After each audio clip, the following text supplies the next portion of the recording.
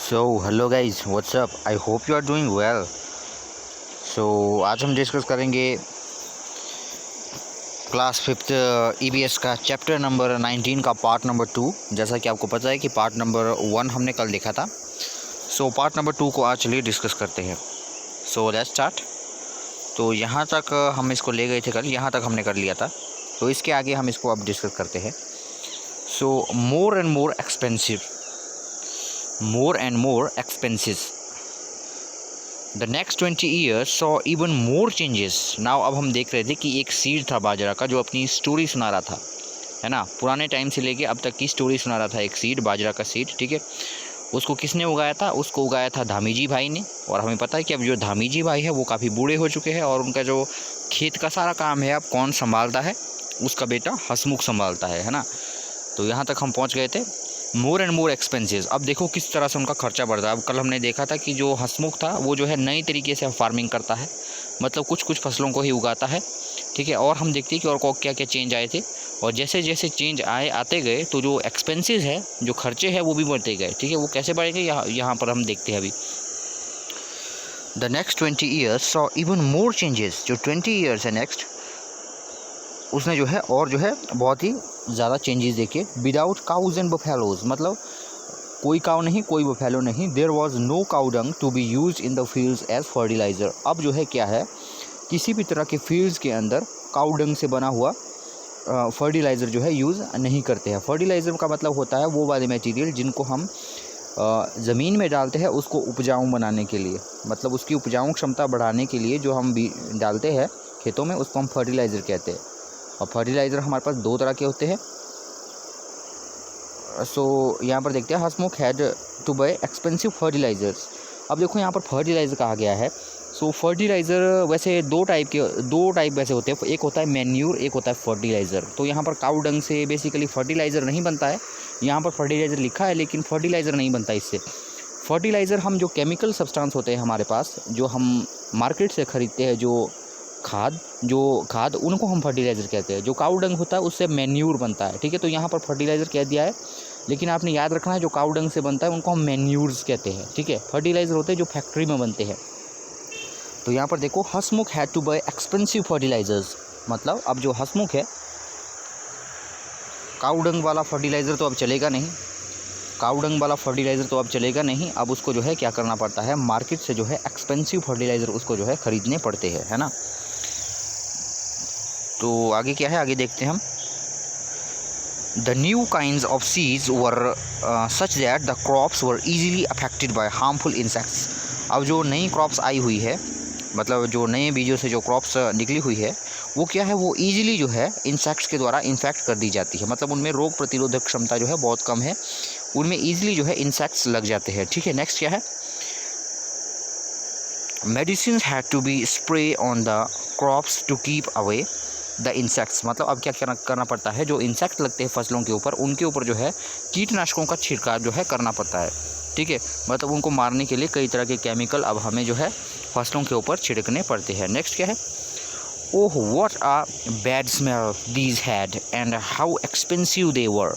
अब देखो वो क्या बोल रहा है कि जो फर्टिलाइजर, जो इंसेक्टिसाइड्स है या दूसरे कोई केमिकल्स है जिनको वो फसलों के ऊपर छिड़क रहे हैं, तो इनमें जो है बहुत ज़्यादा दुर्गंध होती है, बहुत तीखी स्मेल इनमें होती है, ठीक है। और क्या है ये, और बहुत ही महंगी है, और महंगी भी बहुत ज़्यादा है, पैसे भी इसमें बहुत ज़्यादा लगते हैं, ठीक है। नेक्स्ट क्या है, the canal water was not enough for the new crops. अब जो है क्या किया जाता है, कैनल के द्वारा जो है न्यू क्रॉप्स को जो है सिंचाई नहीं की जाती। मतलब पहले क्या किया जाता था, कैनल्स बनाई जाती थी। कैनल मैंने आपको कल बताया था कि कैनल क्या होता है। कैनल मतलब एक ऐसा कैनल, मतलब जैसे मान लो यहाँ पर कोई हमारे पास नेचुरल सोर्स है वाटर का, तो यहाँ से खुदाई करके हम किसी दूसरी जगह तक इसको थोड़ा थोड़ा करके इस वाटर को ले जाते हैं, तो उसको हम कैनल कहते हैं। जैसे ये मान लो कोई यहाँ पर तालाब है, यहाँ से हम खुदाई करेंगे थोड़ी करके, तो यहाँ पर मान लो एक फील्ड है, तो यहाँ तक इसको लेके जाएंगे, तो ये जो बन गया बीच में, इसको हम कैनल कहेंगे, ठीक है।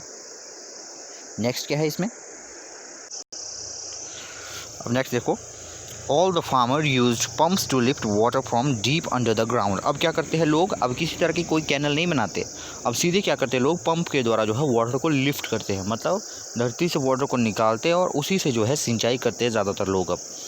नेक्स्ट क्या है, to meet to meet all these expenses loans had to be taken from the bank. मतलब अब जो जितना भी ये काम कर रहे हैं, जैसे फर्टिलाइज़र खरीद रहे हैं, नए नए बीज खरीद रहे हैं, पंप खरीद रहे हैं वाटर को पंप करने के लिए मोटर खरीद रहे हैं, तो इसके लिए उनको जो है पैसे की ज़रूरत पड़ेगी। तो पैसा कहाँ से लाएंगे वो? तो बैंक से अब लोन लेंगे वो, ठीक है। तो यहाँ पर देखो कितना खर्चा उनका बढ़ता जा रहा है। तो नेक्स्ट हम देखते हैं,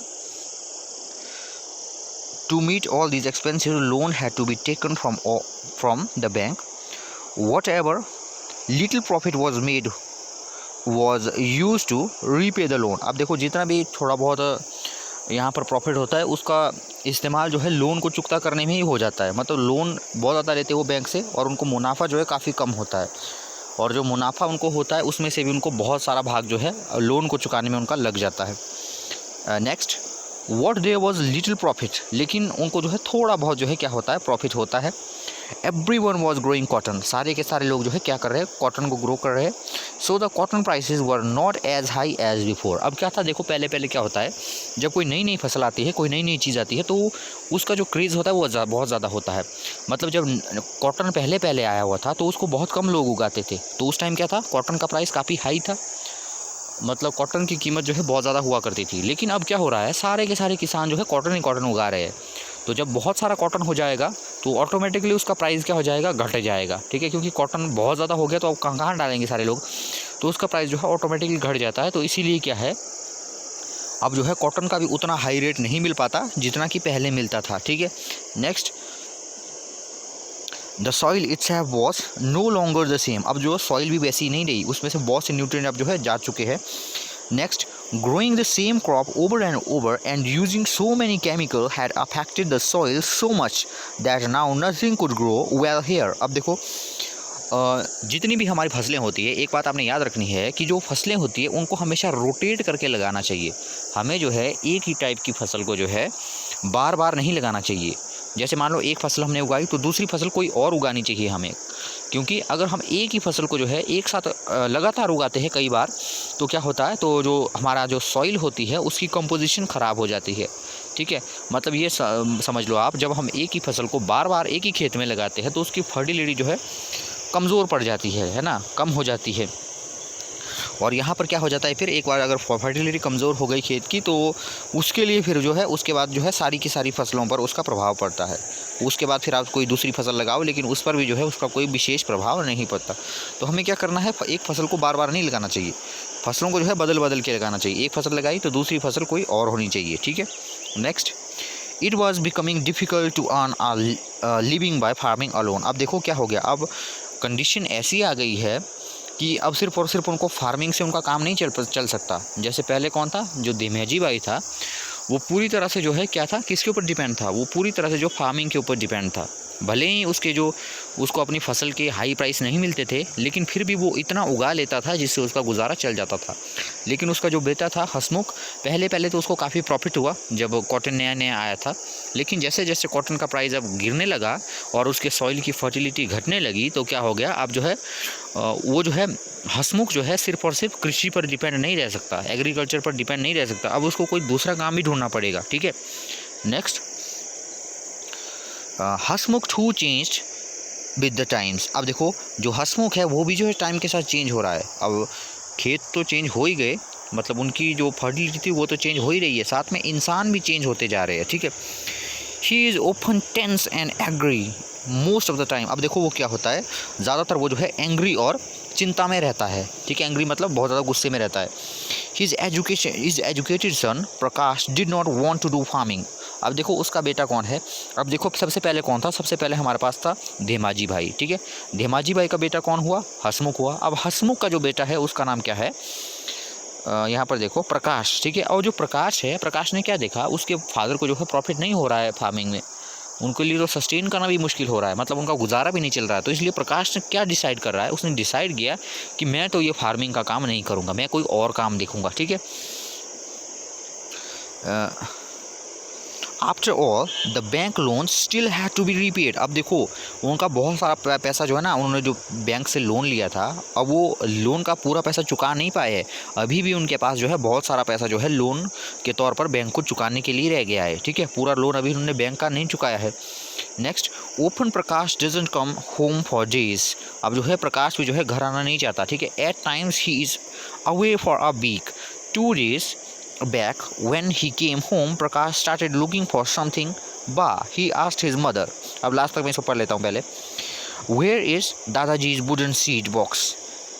It will be useful to keep the screws and tools for the truck. Now do you understand why I told you my story? अब देखो अब क्या बोल रहा है ये। अब जो सबसे पहले कौन था, धामेजी भाई। धामेजी का भाई का बेटा कौन था, प्रकाश सॉरी धामेजी भाई का बेटा था ये हसमुख का बेटा प्रकाश, ठीक है। अब उन्होंने क्या देखा कि जो प्रकाश था उसने डिसाइड किया कि मेरे को फार्मिंग नहीं करनी है, मेरे को ट्रक ड्राइवर बनना है, ठीक है। क्योंकि उनको पता था कि फार्मिंग से उनका गुजारा नहीं चलने वाला है, ठीक है। इसलिए जो प्रकाश है वो अपने फैमिली मेम्बर को कहता है कि जो मेरे जो दादाजी थे, मतलब जो धमेजी भाई था, उसने देखो जो बाजरा का सीड ये स्टोरी सुनाना रहा मैं, जो बाजरा का ये सीड हमें स्टोरी सुना रहा है, उसको किसने डाला हुआ था, धेमाजी भाई ने उसको एक बॉक्स के अंदर डाला हुआ था, ठीक है। तो प्रकाश कहता है कि जो मेरे दादाजी का वो बॉक्स था जिसके अंदर उन्होंने वो सीड रखे थे, वो आपने कहाँ रखा है वो बॉक्स, ठीक है। उस बॉक्स को मुझे दीजिए, क्योंकि वो प्रकाश तो ट्रक ड्राइवर बन चुका था और वो चाहता था कि उसके बाद जो स्क्रू थे, जैसे जो नट होते हैं या स्क्रू होते हैं, वो चाहता था कि मैं उन स्क्रू या नट को उनके अंदर रखूं, मतलब जिनके अंदर उसके दादाजी ने बीज रखे थे। इसलिए वो अपने फैमिली मेम्बर से मांग रहा है, ठीक है। तो तब बोल रहा है ये चीज़ देखो, तो आपको अब पता लगा कि मैं क्यों स्टोरी सुना रहा हूँ। वो इसलिए स्टोरी सुना रहा है क्योंकि आज वो जो है निकल गया, उसको धामेजी भाई ने जो है बहुत पहले बॉक्स के अंदर डाला था और अब प्रकाश ने उसको बाहर निकाल लिया, मतलब उनको अब फेंक देगा वो, और उसकी जगह पर क्या डालेगा, अब अपने वो स्क्रू और नट जो उसके ट्रैक्टर के है उसको जो है इसके अंदर डालेगा अब, ठीक है। अब नेक्स्ट देखते हैं। यहाँ एक हमारे पास ये बच गया, तो ये था सेकंड पार्ट इस वीडियो का। जो थर्ड पार्ट है वो मैं नेक्स्ट वीडियो के अंदर कवर करूँगा। आई होप कि आपने वीडियो को एंजॉय किया होगा। मिलते हैं नेक्स्ट वीडियो में, तब तक के लिए गुड बाय।